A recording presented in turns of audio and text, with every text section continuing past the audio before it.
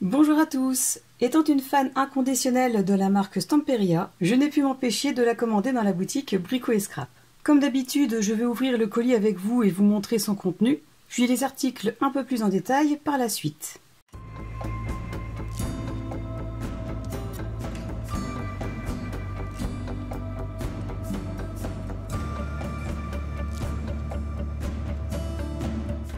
Donc comme d'habitude, le colis est très bien emballé, les articles bien protégés. Je vais sortir tout ça et vous montrer le contenu. Au risque de me répéter encore, j'adore vraiment le fait que tous les articles de la commande soient emballés dans du papier cristal, car il permet non seulement de maintenir tous les articles, mais aussi pour éviter que les articles ne se perdent durant le transport. Je vais retirer le papier et je vais vous montrer tous les articles. Je ne vais pas vous faire attendre plus longtemps et je vais vous montrer tout de suite de quelle collection il s'agit. Il s'agit donc de la collection Sœur Vagabond in Fantasy World. Dès que j'en ai vu sa présentation sur la chaîne YouTube de Stamperia, j'en suis tombée vraiment amoureuse. J'aime déjà énormément toutes les collections de son designer Antonis Tzanidakis, et donc forcément je ne pouvais pas passer à côté de celle-ci. Donc je vais vous montrer tout d'abord dans l'ordre les articles, et ensuite je vais vous les montrer en détail. J'ai donc pris ce moule,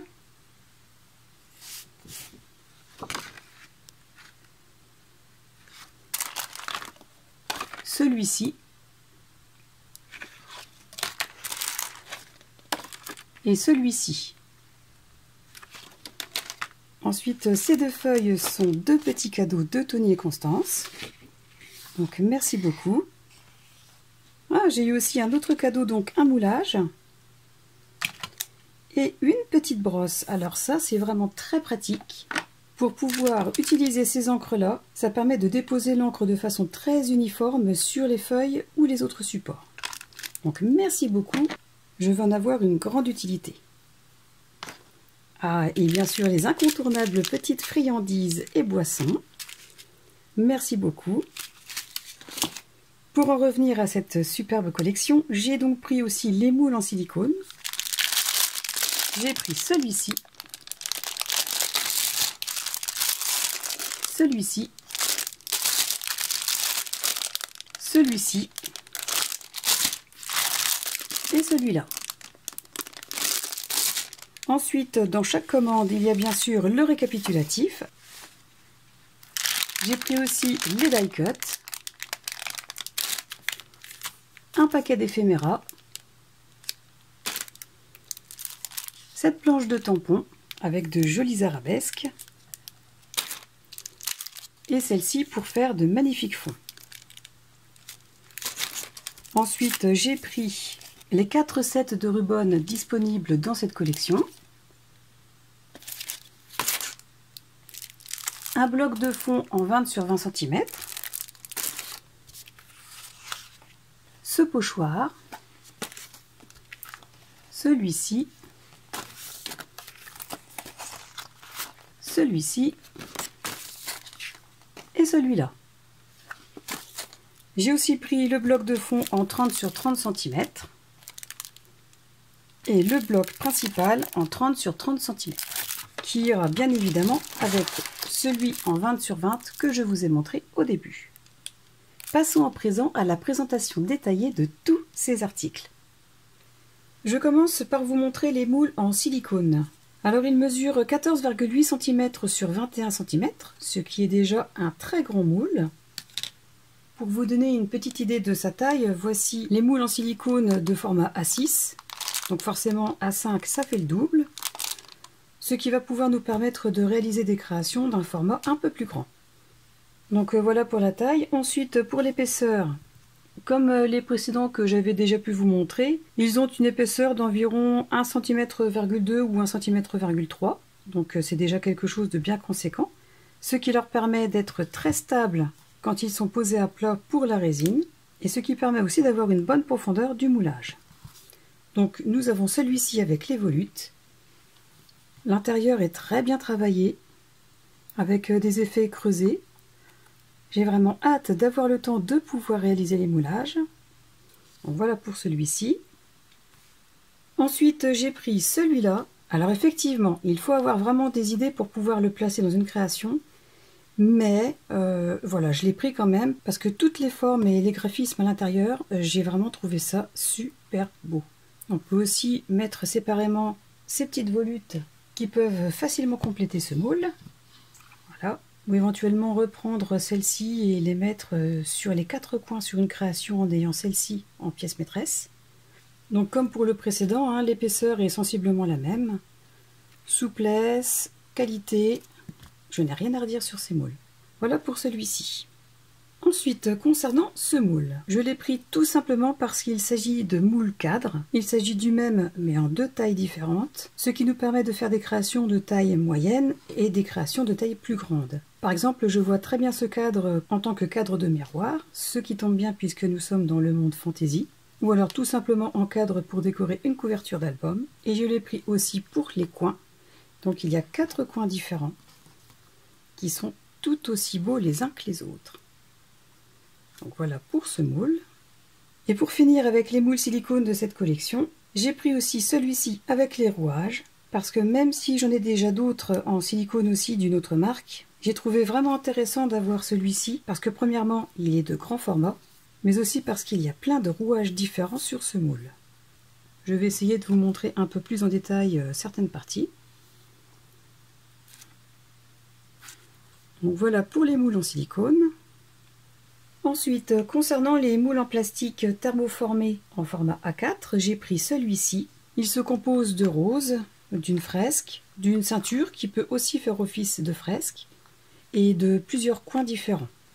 Je vais le mettre sur le côté pour vous montrer plus ou moins l'épaisseur des moulages. Voilà. Ensuite, toujours en format A4, j'ai pris celui-ci. Alors celui-ci, je l'ai pris non pas forcément pour les fleurs, mais surtout pour les arabesques, les coins et cette pièce, que je trouve vraiment super belle.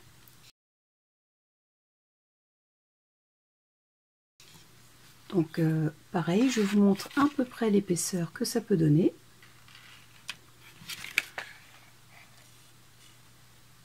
Voilà pour celui-ci. Et enfin j'ai pris celui-là avec les statues sur des piles de livres, avec les griffons dans les deux sens et les cadres. Donc voilà pour celui-ci. Et en y réfléchissant, je trouve que ces moulages pourraient bien compléter ceux de la collection Magic Forest. Donc celui-ci, avec déjà les statues qui étaient présentes dans cette collection, là, ces deux-là et celle-ci, et qui, je pense, pourraient vraiment faire une très belle composition du fait de leur taille différente et de leur ressemblance. Là, pareil, entre ce griffon et cette créature, je pense qu'il y a moyen de faire quelque chose. Donc voilà pour les moules thermoformés. Ensuite, concernant les pochoirs, ils sont donc de taille 20 sur 25 cm et d'épaisseur 0,25 mm. Donc je commence par celui-ci. Pour réaliser un fond avec des encres avec une pâte de structure, franchement ça peut être vraiment sympa. Donc comme d'habitude, hein, ce sont des pochoirs très souples mais de très bonne qualité et très solides. Voilà pour celui-ci. Ensuite j'ai pris celui-ci, donc pareil, hein, pour réaliser des fonds, par exemple sur une feuille de art journal, ou pour un mix média, ou pour décorer des emplacements photos sur un album. Je pense qu'il y a vraiment moyen de faire quelque chose de très joli avec. Voilà. Ensuite, voici je pense mon préféré des séries de pochoirs de cette collection. Donc si je ne dis pas de bêtises, il s'agit d'une rose des vents, puisque nous avons les directions, donc le nord, le sud, l'est et l'ouest, ainsi que toutes les variantes de direction. Donc encore une fois, avec toutes ces parties-là du pochoir, il y a vraiment moyen de faire quelque chose de super joli. Ça aussi, ça pour faire un haut de mix média ou de page de art journal, franchement, c'est génial. Mais bon, la pièce que je préfère dans ce pochoir, c'est vraiment la rose des vents et essentiellement cette partie. Donc voilà pour ce pochoir. Et pour finir avec les pochoirs de cette collection, j'ai aussi pris celui-ci avec tous les engrenages, mais aussi le train. Alors ce que j'aime bien dans ce pochoir au niveau des engrenages, c'est qu'ils ne sont pas parsemés et grossiers, c'est qu'ils sont tous rassemblés et la découpe est vraiment très fine. Pareil pour les écritures, hein, la découpe est vraiment très fine et c'est vraiment ce qui me plaît beaucoup dans ce pochoir. Donc voilà pour les pochoirs. Ensuite, concernant les tampons, j'ai donc pris cette planche. Elle mesure 14 cm sur 18 cm. Je l'ai prise essentiellement pour cette fresque de motifs antiques, qui s'accompagne d'autres tampons qui font penser à la Grèce, comme cette tête, mais aussi ce haut de pilier. Donc pareil, de beaux fonds à réaliser avec cette planche de tampons.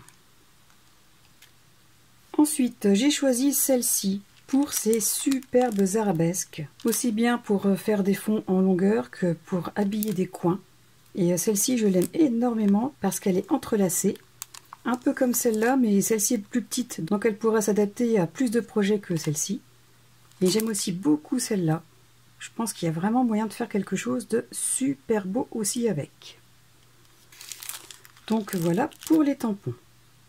Ensuite, concernant les rubans ou décalcomanies, je les ai classés selon moi suivant 3 thèmes. Donc celui-ci, comme étant la planche de décoration d'architecture, avec ce bas-relief, toutes les arabesques, ce haut de pilier, cette statue et cette frise. Donc cette planche a une utilité bien précise et bien particulière pour décorer les projets. Donc voilà le premier thème pour moi. Ensuite, le second thème qui je dirais est plutôt steampunk fantastique, avec tout ce qui est rouage, horloge et bien sûr le train. Donc voilà pour moi ce qui pourrait être le second thème.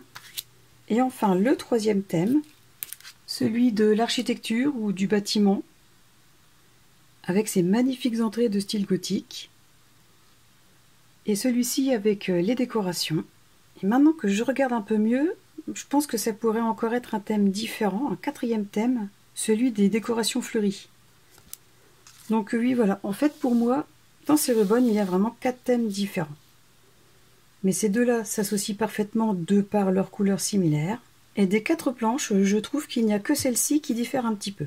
Donc voilà pour les rubans.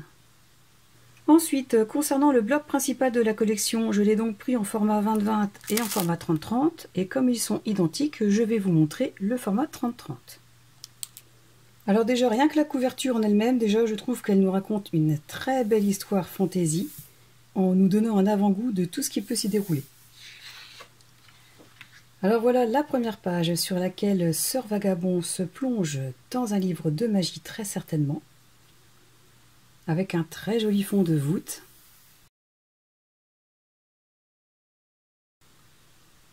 La statue sur la pile de livres et plusieurs éléments à détourer.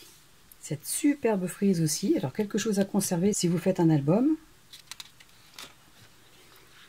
Ensuite, les pages suivantes, alors celle-ci, elle est vraiment super belle. Le fondu des couleurs et les couleurs choisies. Cette superbe gravure de griffon. Sur cette page, on retrouve encore différents éléments, comme celui-ci que l'on retrouve sur un des tampons, et la statue qui est présente sur un des moules. Encore une superbe frise à conserver. Ensuite, les pages suivantes. Alors, si je ne dis pas de bêtises, ce fond est repris ici. Sauf que là, il est un peu plus visible par rapport à là où nous avons les créatures par-dessus. Donc vraiment super beau aussi. Et voici l'héroïne de la collection. On retrouve bien l'idée du fantasy, hein. Il y a une très belle armure travaillée. Là, on devine un bouclier. Et en fond, encore de très belles ruines gothiques. Donc cette page-là, franchement, je l'aime aussi beaucoup. À nouveau, une partie des ruines de la page précédente. Une gargouille. Et un mur de briques qui me fait aussi un peu penser à celui que l'on peut trouver dans la collection Magic Forest. Donc dans ce bloc, alors pas tant celui-ci, même si on y retrouve quand même les hauts de piliers, mais plutôt comme dans le bloc de fond de cette collection Magic Forest, je dirais plutôt celui-ci. Bon, alors la ressemblance n'est pas flagrante du tout, mais je pense que ces deux collections peuvent se mixer. Donc à voir. Ensuite, sur cette page, nous avons de magnifiques cartes. Alors là, franchement, ce que j'aime bien, c'est que ce ne sont pas des cartes figées dans un format rectangulaire, mais dans des formes arrondies, comme pour reprendre les volutes des ruines présentes dans la collection. Donc alors là, moi, j'y vois vraiment deux thèmes différents, la fantaisie et la magie, et le côté plutôt steampunk romantique, avec la rose. Voilà pour ces cartes. Alors, les fonds sont aussi superbes. Alors en fait, c'est pas compliqué, on peut choisir soit on a tous les designs complets, ou alors on peut simplement utiliser ces parties de design Par exemple, moi sur cette carte, il n'y a pas photo, je choisirais vraiment le côté avec la ruine. Donc voilà. Ensuite, cette page. Alors, les couleurs sont tellement bien choisies et bien associées que toute la page dans son ensemble est vraiment magnifique. On a les effets rouille sur cette partie. On a cette rose avec la tige aux effets métalliques ou cristal. Et toutes les parties qui font penser un petit peu au côté alchimie, avec les différentes pendules, l'horloge, les mécanismes. Et en fond, la rose des vents, que je vous ai montré tout à l'heure en tampon. Donc cette page, elle est vraiment trop belle.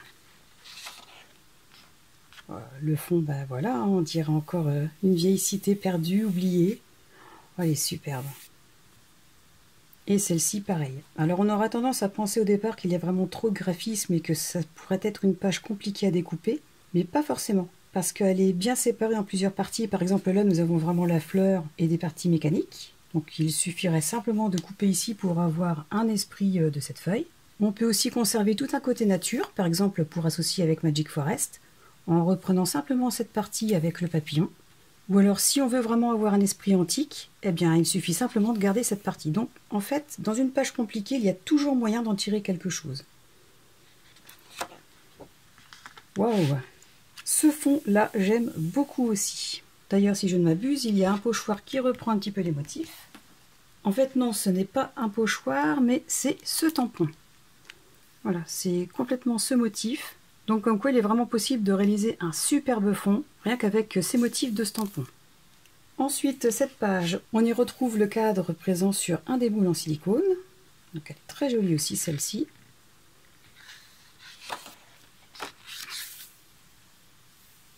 Là, nous avons aussi des belles couleurs. Encore un univers différent cette fois-ci, avec en fond des montagnes, ce que j'imagine être un lac certainement au milieu. Et ce fameux train qui fait vraiment steampunk. Un cadre magnifique aussi, qu'il est possible de détourer pour poser sur une photo. Ce fond là aussi est vraiment très beau. Ensuite, on retrouve Sœur Vagabond dans une situation différente. Et ici, on y retrouve la Statue de la Liberté. Et je pense que c'est un petit clin d'œil à un autre volet des collections Sœur Vagabond. Je pense à Sœur Vagabond Aviator. Et donc là, encore une fois, même si la page paraît compliquée à être travaillée et découpée, personnellement, là, ce qui m'attire dans cette page, c'est la créature. Donc déjà, moi, c'est clair que je vais la détourer pour la travailler. Et cette partie en ruine. Par exemple, je vais détourer tout autour, mais aussi à l'intérieur de la porte pour récupérer vraiment le contour des ruines. Ensuite, nous avons encore une très belle feuille travaillée. Des cartes en forme ronde qui reprennent les éléments de la collection. Un autre très joli fond. Et plusieurs éléments à détourer, dont ce magnifique griffon. Et cette statue. Donc voilà pour le bloc principal de la collection. Ensuite, comme pour le bloc de la collection principale, j'ai pris les fonds en format 20-20 et en format 30-30 et je vais vous montrer le format 30-30. Alors voici les premières feuilles. Alors déjà celle-ci, elle est vraiment super belle. Ces deux pages sont vraiment dans les couleurs que j'aime. Un peu plus celle-ci que celle-là, mais bon, les deux sont vraiment très jolies. Ensuite, encore un fond avec des horloges, des mécanismes. Un fond un peu plus ésotérique, qui me fait un petit peu quand même penser à la collection Alchimie, de la même marque. Encore un fond ésotérique. Un fond un peu plus fantaisie, avec les châteaux et ses motifs. Encore un fond dans les tons de couleurs que j'aime beaucoup. Un superbe fond qui là franchement aussi me fait penser quand même beaucoup à Magic Forest. Alors de par les couleurs et les effets de volute avec des éléments métalliques. Encore un très joli fond. Celui-ci aussi il est vraiment très joli avec les belles fleurs là comme ça. Oh celui-ci j'aime aussi beaucoup. Dans un ton de bleu, beige. Et les graphismes sont vraiment très beaux. Celui-ci, on l'a vu dans la collection principale aussi. Celui-ci est aussi vraiment très très beau. Encore une page avec tous les éléments mécaniques. Oh, alors, est-ce que c'est la même en couleurs différentes? Oui, c'est la même en couleurs différentes. Eh bien, j'aime particulièrement ce côté avec le mélange de bleu turquoise et de marron. Cette page est aussi vraiment très jolie. Il me semble aussi qu'on l'a vu apparaître dans la collection principale. Eh bien, encore une fois, ils l'ont fait de deux couleurs différentes, donc dans les tons marron beige et dans les tons bleu et or. Et cette page, elle est vraiment super jolie aussi. Ah, encore une fois, ils l'ont décliné en deux couleurs différentes. Ensuite, ce fond.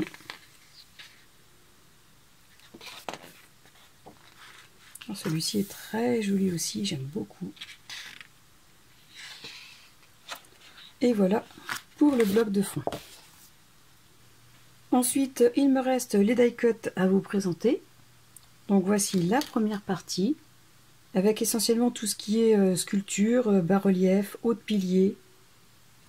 Donc celui-ci est identique à celui-là. Il y a aussi des mots et deux jolis coins. Donc voilà pour la première partie des die cuts. Et voici la deuxième partie qui est un peu plus romantique et nature, avec toutes ces jolies petites fleurs et ces papillons. J'aime aussi beaucoup ces deux piliers et le bout de ceinture. Donc voilà pour les die cuts. Et enfin, pour terminer la présentation de cette collection, voici les éphéméras. Alors dans ces paquets, il n'y a pas le nombre de pièces, mais il y a la quantité en grammes. Donc ce sachet contient 300 grammes d'éphéméras. Je vais vous montrer la première partie. Alors pour ceux qui commencent à me connaître, vous savez déjà ce qui a attiré mon attention en premier. Eh bien il s'agit de celui-ci, avec cette entrée de style gothique, les ruines, avec ce qu'il me semble à l'intérieur être un château. Et ce qui a aussi attiré mon attention en premier, c'est bien sûr ce griffon et cette créature. Donc voilà pour cette première partie d'éphéméra. Et voici la deuxième partie avec tous les éléments relatifs à la nature. Donc nous avons de magnifiques compositions de fleurs, de jolis papillons et quelques feuilles. Alors je ne sais pas vous, mais ce genre de fleurs, moi j'adore vraiment. Je ne sais pas pour vous si c'est la même chose, mais alors cette composition et les fleurs bleues, franchement je les trouve super jolies. Donc voilà pour les éphéméras. Alors voilà, la présentation de cette dernière collection de Stamperia est à présent terminée. N'hésitez pas à me dire en commentaire si, comme moi, vous l'avez trouvé vraiment magnifique. Et j'espère vraiment pouvoir réaliser bientôt un projet avec. Si vous avez aimé ma vidéo, surtout n'hésitez pas à cliquer sur le pouce vers le haut. Abonnez-vous à ma chaîne pour ceux qui ne l'ont pas fait et partagez-la pour me soutenir. Je tenais aussi à vous dire que la chaîne va bientôt atteindre les 3000 abonnés et c'est en grande partie grâce à vous. Et donc je tenais vraiment à vous remercier pour votre grand soutien. J'espère que vous serez encore de plus en plus nombreux à me suivre pour me soutenir dans mon projet. Et en attendant la prochaine vidéo, je vous souhaite de passer une excellente journée et je vous dis à très bientôt. Au revoir.